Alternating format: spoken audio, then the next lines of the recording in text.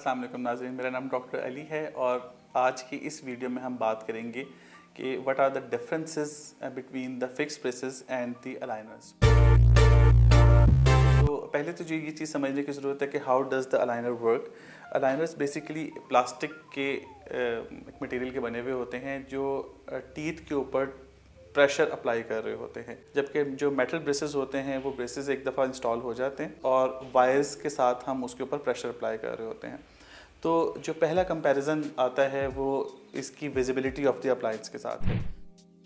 वो तमाम पेशेंट जो कि बहुत कंसर्न हैं इस बात पे कि कोई ऑर्थोडोंटिक ट्रीटमेंट करवा रहे हैं या वो अपने दांतों को किसी तरीके से मूव करवा रहे हैं, तो aligners is the appliance of choice for those patient जो कंसर्न हैं बहुत ज़्यादा विजिबिलिटी ऑफ द अप्लायंस के साथ, जो ये चाहते हैं कि पता ना चले कि किसी को किस में। तो ये सबसे मेजर डिफरेंस है अलाइनर्स का और फिक्स ब्रेसेस का, कि अलाइनर्स में ये नज़र नहीं आता बिल्कुल भी लगे हुए और ब्रेसेस जो हैं वो बहुत ऑब्वियस नज़र आ रहे होते हैं, इवन कि वो सिरेमिक के या प्लास्टिक के ब्रेसेस भी हों तो उनकी विजिबिलिटी बहुत ज़्यादा है। दूसरा जो फ़र्क इनमें है वो है इनकी अपॉइंटमेंट फ्रीक्वेंसी का। तो नॉर्मली हम अपने क्लिनिक पे उसको देखते हैं 3 to 4 मंथ की फ्रीक्वेंसी के साथ, यानी कि आज आपकी अपॉइंटमेंट तो नेक्स्ट अपॉइंटमेंट आपकी टेंटेटिवली आफ्टर 4 मंथ्स होगी और 4 से 5 महीनों के आपको अलाइनर्स प्रोवाइड करे जाते हैं। जबकि जो फिक्स ब्रेसेस हैं इसमें हर 3 हफ्ते के बाद या 4 हफ्ते के बाद या सम टाइम उससे भी पहले बार बार आपको विज़िट करना पड़ता है। तो इसके बाद जो फ़र्क आता है वो ओरल हाइजीन का है।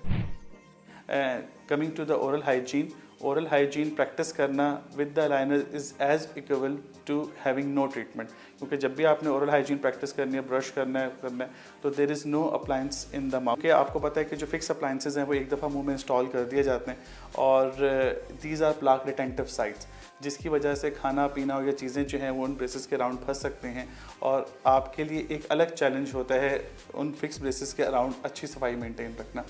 जबकि अलाइनर्स में आप देखें तो आपने कुछ भी खाना और स्पेशली पीना है वो अलाइनर्स को उतार के खाना पीना होता है। वहाँ पे डाइट रिस्ट्रिक्शन जो थी वो फिक्स अप्लायंसेस के लिए थी कि आप कोई स्टिकी चीज़ ना खाएं और जो कि ब्रेसेस के अराउंड फंस जाए, और आप कोई हार्ड चीज़ नहीं बाइट कर सकते थे विद द ब्रेसेस।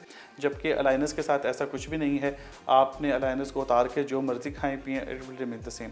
तो ओरल हाइजीन आपकी किसी भी तरह से कंप्रोमाइज़ नहीं होने लगी और जो नेचुरल क्लिनजिंग प्रोसेस है वो आपके टीथ का उसी तरह से रहेगा। Next we come to the comfort level. The aligners are much more comfortable as far as the pain is concern. Braces के साथ this is very common to have discomfort and pain in the first few days, क्योंकि आपने उस हिसाब से और तो आपके जो डॉक्टर है उसके हिसाब से उसको टाइट किया हुआ होता है या एडजस्ट किया हुआ। यहाँ पर यह है कि क्योंकि आप उसको रिमूव कर सकते हैं उस अप्लायंस को, तो अगर तो आपको ज़्यादा दर्द या पेन या कोई प्रेशर इस तरीके से फील हो रहा है तो you can remove the appliance if you are having severe pain and relatively it is observed and it is evidence based कि as compare to the fix appliances जो अलाइनर्स के साथ आपका पेन और डिस्कम्फर्ट है वो रिलेटिवली कम होती है, क्योंकि अब इसमें बहुत कंप्यूटर प्रोग्राम टूथ मूवमेंट है। हर अलाइनर में 0.25 मिलीमीटर की टूथ मूवमेंट आ रही होती है। इस चीज़ के साइड इफ़ेक्ट के चांसेस कम होते हैं कोई अनकंट्रोल्ड फोर्सेस लग जाएं जो आपके रूट्स के लिए ज़्यादा डैमेजिंग हो, क्योंकि यहाँ पर आपके जो अलाइनर्स बने ही इस तरीके से होते हैं कि उसमें टूथ मूवमेंट प्रोग्राम्ड होती हैं। तो अगर तो आप इसको रेगुलरली यूज़ करते हैं तो वो अनकंट्रोल्ड फोर्सेस अप्लाई होने के चांसेस जो हैं वो इसमें कम होते हैं। Moving to the cost, it's a new technology और कॉस्ट के पॉइंट ऑफ व्यू से कंपेयर किया जाए तो this is slightly more expensive as compare to the fix braces. एक चीज़ जो अंडरस्टैंड करने की बहुत ज़रूरत है जो हम कंपैरिजन में लेते हैं फिक्स अप्लायंसेस वर्सेस अलाइनर्स में, वो ये है effectiveness. The aligners are meant for a very mild nature of malocclusion and ये सिर्फ सादा ज़बान में कहें तो ये सिर्फ सिंपल प्रॉब्लम्स को ही सॉल्व कर सकता है।